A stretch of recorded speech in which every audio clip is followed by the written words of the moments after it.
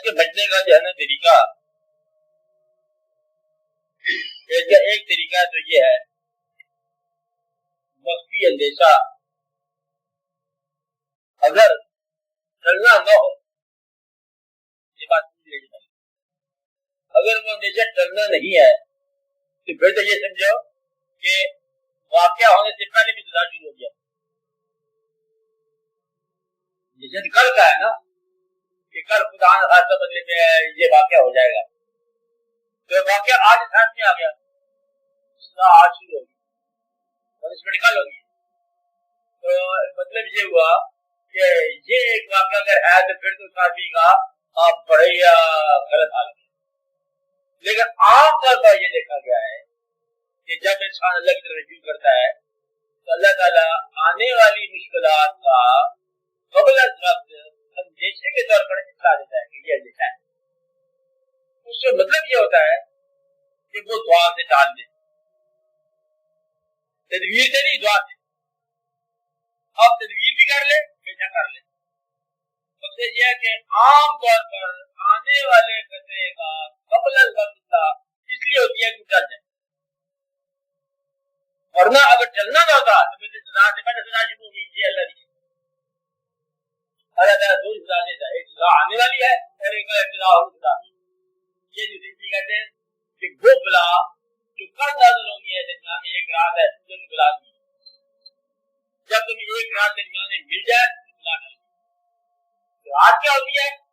وہ اس وقت یا تو رات ہے یا آپ کی رات ہے جس پر ایک رات ابھی باقی ہے، وہ تو بلا چالی ہے. پھر جاگنے کا عمل آنا چاہیے. آپ اندیشہ ڈالنے کا طریقہ ہے جاگنا. جاگنے کا وقت ہے رات. رات کون سا حصہ؟ آدھی رات. کیا کرنا ہے؟ جس نے اندیشے بھیجے اس کو پکڑ لو. اللہ کے اندیشے ڈال دے، اندیشے پانی کا مجھے جو کرنا وہ تمہیں کرنا تھا پہلے. ہمیں جو بتایا ہے قبل از وقت پھر ہمیں اندیشہ ڈال، ورنہ جو ہونا تھا ہو جاتا. لیکن آپ کو بتایا گیا اس لیے کہ اندیشہ ڈل سکتا ہے، بتایا ہوا اندیشہ ڈل جائے. بتایا اس لیے گیا کہ آپ اس کا صدارت کرو، اس لیے دعا کرو، اور دعا کا مفہوم یہ ہوتا ہے کہ آنے والے اندیشہ ڈال اور ٹھنڈک. تو اس کو بتاؤ اللہ میاں کو شکر ادا کرو کہ اللہ تیری مہربانی کہ آنے والے خطرے سے آگاہ فرما دیا، اور یہ خطرہ میں نے سینس بھی کر لیا آپ کے اطلاع سے. اب مطلب میری یہ دعا ہے کہ یہ وقت ہے آدھی رات کا جسے شب ہے حاضر ہے، یہ جو اندیشہ ہے یہ ڈالو. میری اولاد پر جو مشکل وقت آنے والا ہے اس کو ڈال، میرے حالات پر جو مشکل آنے والی ہے اس کو ڈال، اور میرے گرد و پیش پر جو مشکل آنے والی ہے اس کو ڈال. یعنی کہ جو گرین لگنے والا ہے اس کو ڈالنے کا مطلب ڈال جائے گا، مطلب باتیں ڈال جائے.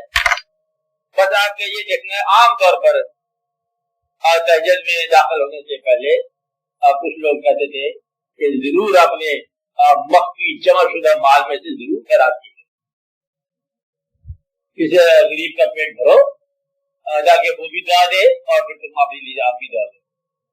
تو بہت ساری بلائیں جو ہیں غریبوں کے دعا شکرانے سے چل جائے گا.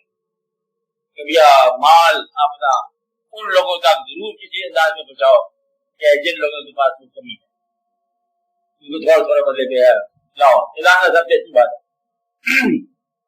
پھر وہ دعا کرتے ہیں اور چل جاتے ہیں.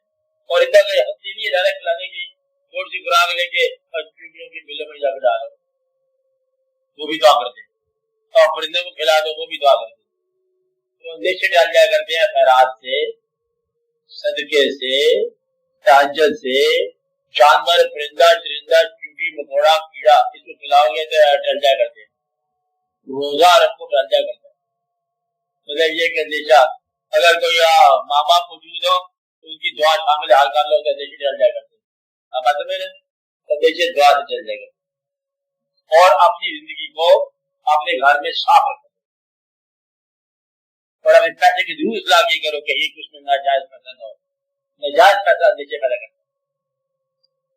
اور بہت زیادہ اندیشے پیدا کرتا، ناروا پیسہ. اور جو جائز پیسہ ہے یہ آپ کو سننے گا. تو دونوں استعمال نہیں ہوتے، پڑے استعمال ہوگا تو ان کا پیسہ جو لے گئے ہمارے لیے چیز یہ جو پیسہ رکھا ہوا آپ نے جائز پیسہ اندیشہ ہے. جائز ہے تو یہ سمجھ لائق ہوگا. اور جائز کرنے کی تعریف کیا ہے؟ وہ آتا ہے کامن مین کی راہ میں خرچ ہونے کو کیا کرتا ہے؟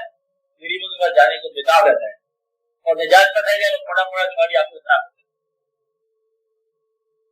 یہ واقعات ہیں ہمیشہ ڈر جایا کرتا ہے.